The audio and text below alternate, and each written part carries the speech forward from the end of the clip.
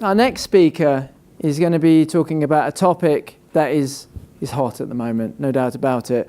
And it's a topic that I think the term bifurcation perfectly describes quite well. It's almost one of these things that you do or do not. It's very binary in its sense. There's a mystery to in-housing, and I want to welcome Leo McIntosh, who I've known for many years. He's a wonderful guy, and I think you're going to really enjoy his presentation, to help take some of the mystery out of in-housing your marketing management. Leo, if you'd like to come up, please. Hit the green one.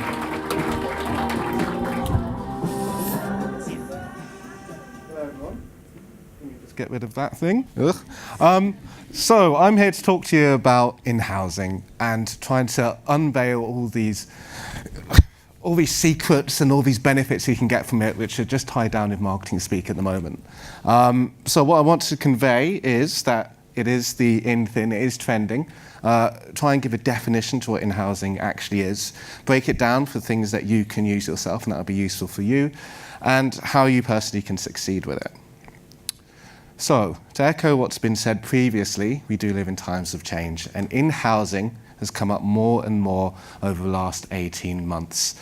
There's a lot of noise around it, though, and the conversation is full of contradiction. We've all heard stories of brands toing and froing with what they in-house. We've all read mixed reports of the successes of in-housing. We've seen some agencies trying to challenge the very concept of in-housing at every turn. But one thing that isn't in dispute is that it's on the rise. More and more brands are looking at in-housing and exploring the opportunities that will lie within. And it's easy to see why, because there are a lot of inherent benefits that come with in-housing. You can take control and gain more efficiency with your budgets. You can also get rid of those shackles that can come with contracts to external parties and be more agile to evolve the opportunities that may come forth. And you get to minimize risk as well. If one of these relationships with some of these external parties fail, then you have the agility and the security to know that you can continue as you have been and maintain some of your marketing capabilities.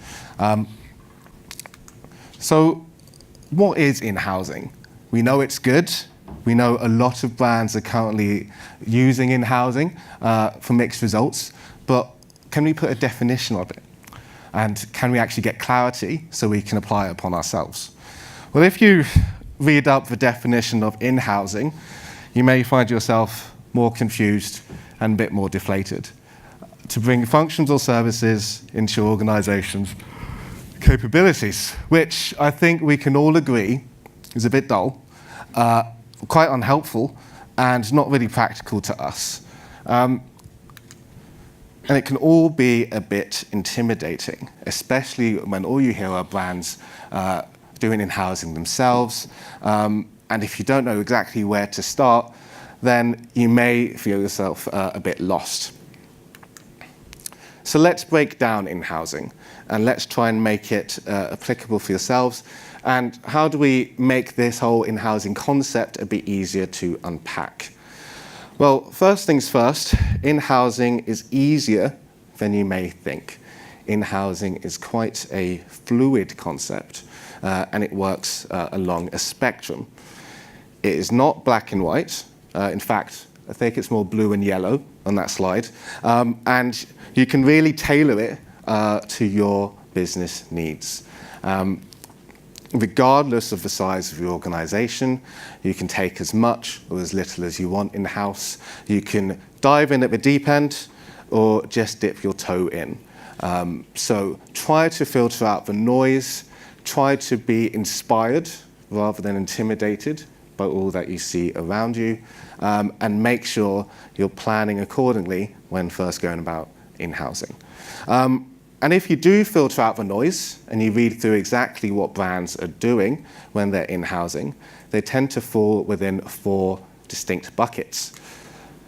They're either in-housing the people, in-housing technology, in-housing data, or in-housing their strategy more. So let's go into detail in what these all mean. So when you first think of in-housing, you probably think of people.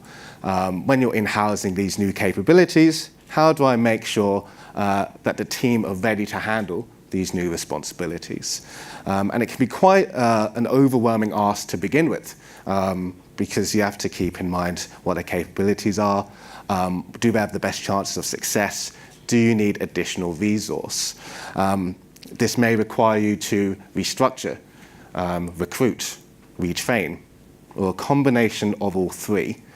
If you don't know where to start, it could leave you feeling a bit lost.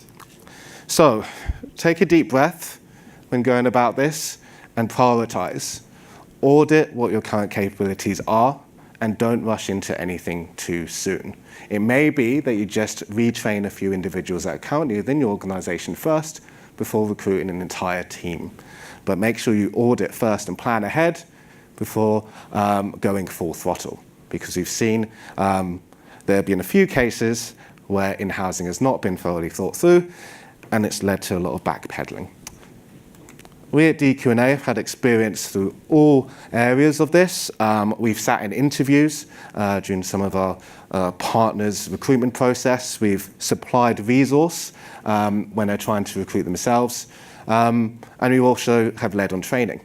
For one luxury travel company, Original Travel, we created a full training syllabus for them to make sure they had the up-to-date best practices in optimization and media execution. Make sure they can hit the ground running when they joined the newly onboarded team. But what are these people actually working with? We need to keep in mind the technology. If the team reaches barriers and dead ends when using their technology, then they're unable to hit the best results. And in this modern marketing world, where we're all striving for full customer centricity, you need to make sure all your technology is talking to each other. And if your marketing campaigns are being run by technology held over there somewhere, then you may be missing valuable insights. So what you can do is forge relationships with the ad tech and martech platforms themselves. This allows you to own the technology and gives you peace of mind on technology costs. Of course, people over there can still run the campaigns through your technology, but it means you'll be more agile and future-proof for what comes next. And if we look at data, which is always a big topic, what often comes up is ownership of data. You could argue that the data that comes out of your marketing campaigns is actually more valuable than the marketing campaigns themselves. And if your marketing campaigns are being performed by someone over there, then it can be a real tug of war to try and get your data and your insights. So own the technology, own the data, own your campaigns. Make sure that the insights that come from your campaigns are feeding into your data warehouse, being analyzed by your BI, organized by your CRM, and executed in your campaigns. If this data workflow is interrupted, and if you're hitting dead ends when trying to get this data, then it means you're missing valuable insights that can make or break your future campaigns and could inform your future strategy. And talking about strategy, you've probably all gone through this scenario where you're tasked with coming up with a digital strategy for the next few years.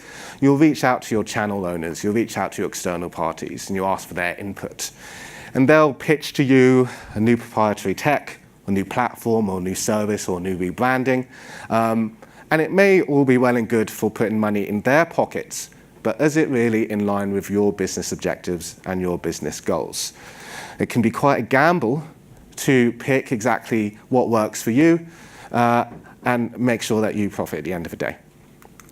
So make sure you own the strategy and take lead on it and in-house the strategic overview. No one knows your brand better than you. And when you do reach out to others to help with your strategy, make sure they're impartial consultants or advisors. What they'll be able to do is impartially look at the landscape ahead, partially look at what they predict coming, make sure you have the most up-to-date insights available to make strategic decisions. For For Invesco, an investment management company, DQ&A audited their entire digital capabilities at the moment and are working with them to help them hit their ambitious targets. So those are the 4 areas which we've seen in housing fall into. But how do you take that, and where do you go if you want to start? Well, we think it's always best, and me personally, I love a spreadsheet. We always think it's best to start with a framework. This is DQ&A's framework. What we do is we take all of our clients through what we call the 4 Ds: discover, design, deploy, and develop. In the discovery phase, we audit and review your performance and current ways of working, and we ask a few questions. It could be what challenges you foresee. It could be where we think you can improve, and we have an impartial look at where your potential lies. When we get to the design phase, we make sure that we don't crowbar in a solution that won't work for you. And we may have found in the discovery phase that a full rollout won't necessarily benefit you. So we can scale back as needed and make sure you work at a pace you're comfortable with. Then we get to deploy. And of course, deployment, there's always a risk of disruption. You're changing the ways of working, so we'll make sure we hold your hand while you re-establish your internal processes. You make sure you train staff along the way and keep you updated with how we're getting on with the deployment phase. And finally, we get to develop. And this is where we encourage everyone to keep the conversation open.